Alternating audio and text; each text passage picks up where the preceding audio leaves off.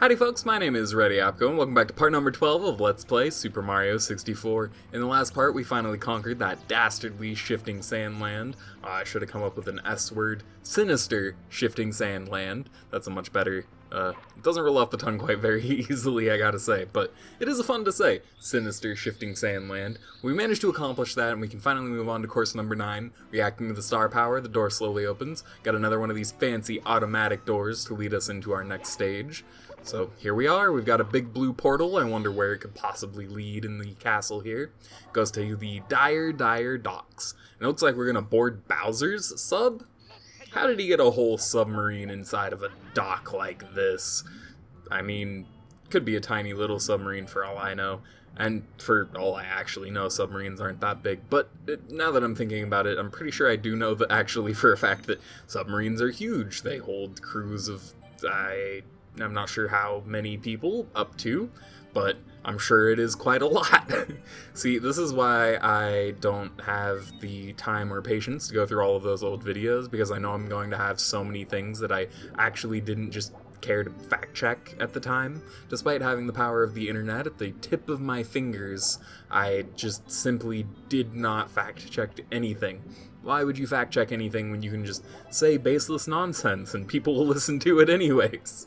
See, that's what I'm trying to avoid here. I'm trying to actually have, substance behind all of my claims. I think that is a good thing. Actually, I guess this would be a good time to bring up. So, I looked up, just for the sake of, research, things to talk about during the series. I looked up the making of Super Mario 64, and I'm going to go ahead and collect this star and get into the next one before we go ahead and continue on this topic. Before I continue on my topic, as you can see, the blue of the Dire Docks entrance has shifted a little bit and opened up this hole in the ground. I wonder what could possibly be in there, foreshadowing for probably what is going to end up being the previous episode, or the next one. Who knows how I'll cut this, but anyway, let's go ahead and hop on into star number 2. This is going to be Chests in the Current. The name of the star always makes me think of water chestnuts, but continuing on my topic before of fact-checking and actually trying to have substance behind my claims, I looked up the making of Super Mario 64 just because I thought that would be a helpful thing to look up in order to come up with conversation topics. I might be able to talk a little bit about the making of the game, and the only thing that I found is that I found an article, and I also found a bunch of articles only sourcing this other article for this claim, that in an old strategy guide for the game, there was an interview with the developers, Miyamoto, and I actually can't remember the other two names that were listed in the interview, but that article itself has no source. There's no pictures of the strategy guide online that I can find, nothing whatsoever, so it seems just as sketch as all the other articles that are just claiming that this is true, that apparently the making of this game.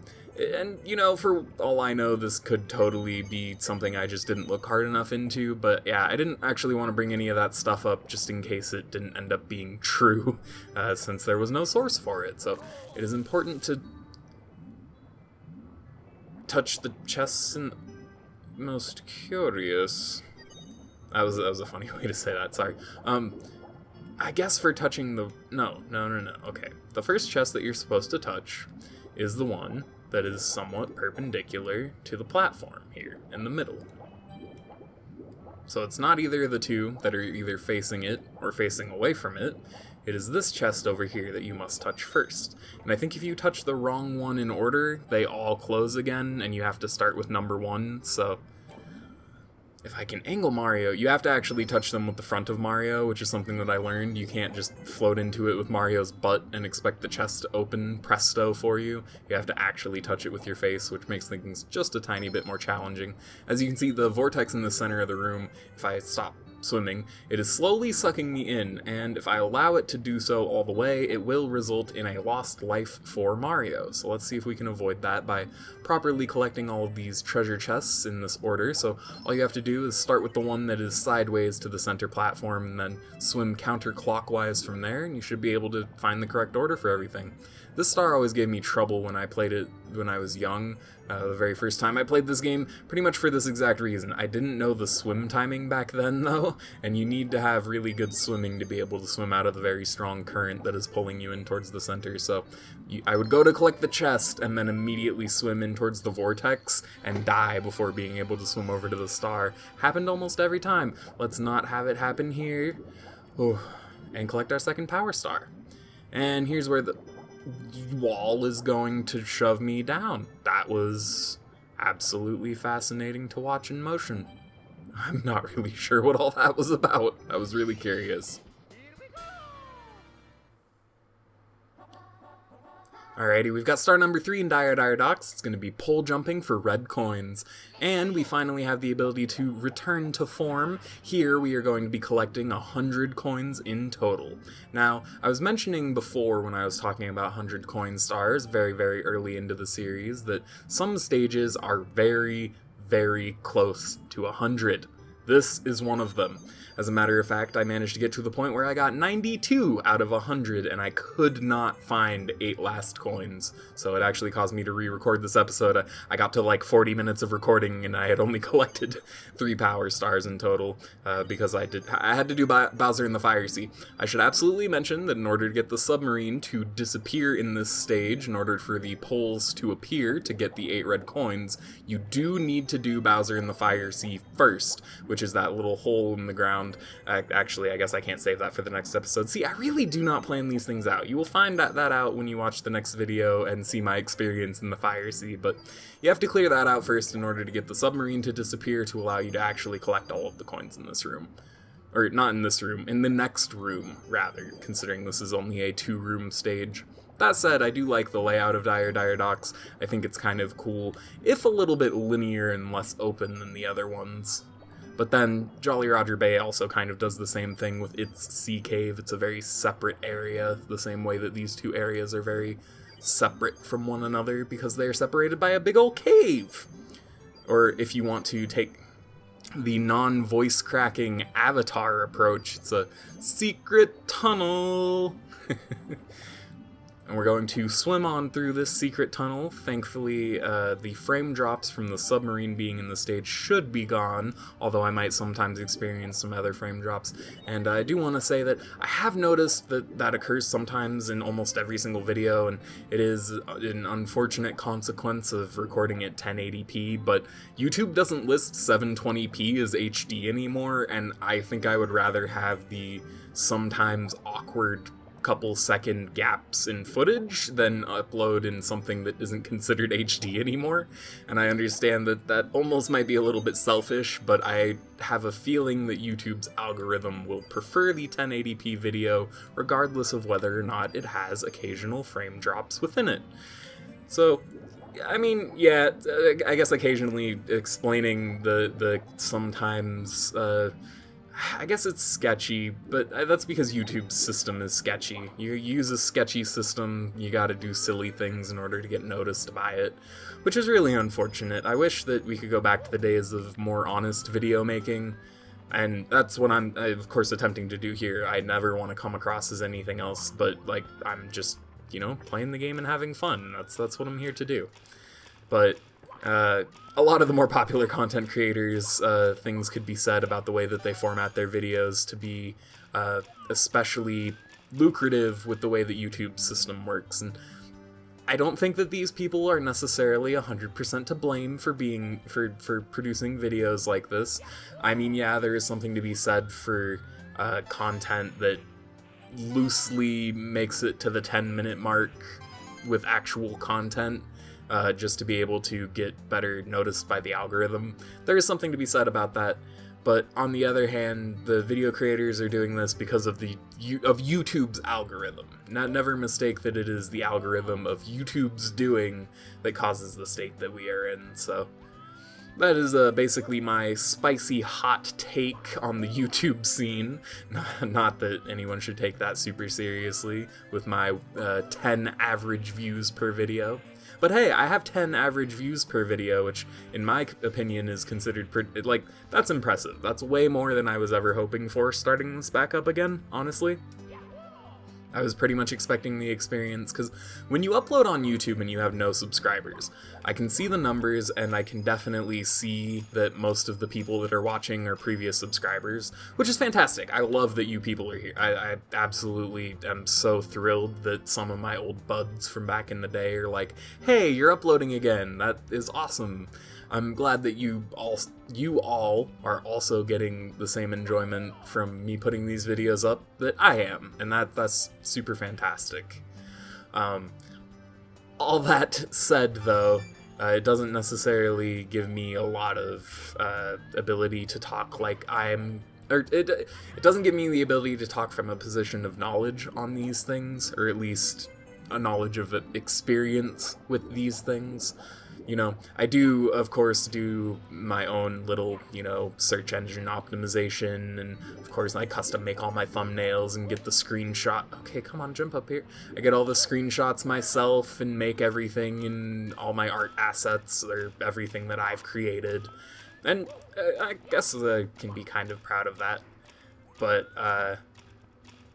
I've totally lost my train of thought, and I don't know where I was going with that now that I started talking about my own channel and art assets, because I started thinking about how pretty terrible my logo is, my channel icon, I suppose. It is something that I would definitely like to improve when I get a better idea, but see, that's the struggle, is that I want to kind of stay with the angry Mr. Saturn face theme, but I don't know how to make it look better with my extremely limited art manipulation capabilities. Despite having gone to graphic design classes for 3 years of my 4 years in high school, that is correct. 3 of the 4, I feel like I learned basically nothing, which is really sad. Probably more so my fault than my teacher's fault. That is 100% for sure. Alrighty, and with this red coin, that's going to be 100. Ooh, that's going to be interesting to collect. And we get another, just like in Hazy Maze Cave, a double star cutscene. Whoa! Whoa, dude. It teleported Mario to the bottom of the... What? See, that's why you do live commentary, folks, because you can't make up that kind of reaction. That is... So, the star animation, because there's no animation for him on a pole, teleported him to the ocean floor, and then it registered that Mario was in the water, so it teleported him to the surface of it. That was fascinating. I love old games, and I love being able to see weird things like that occur. That was one of the coolest things I've seen in this game. Well, I'm glad that we were all here for that, aren't you? Let's see if I can delicately collect this star, and we can move on in Dire Docks.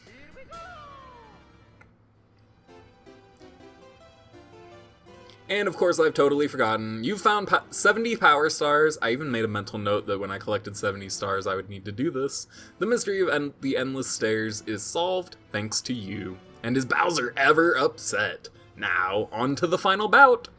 So, as I mentioned before, when I originally played this game, I think I collected, it was like 73 power stars in total, if I'm remembering correctly, out of the possible 120, because you only need 70 to beat the game. So, through the jet stream.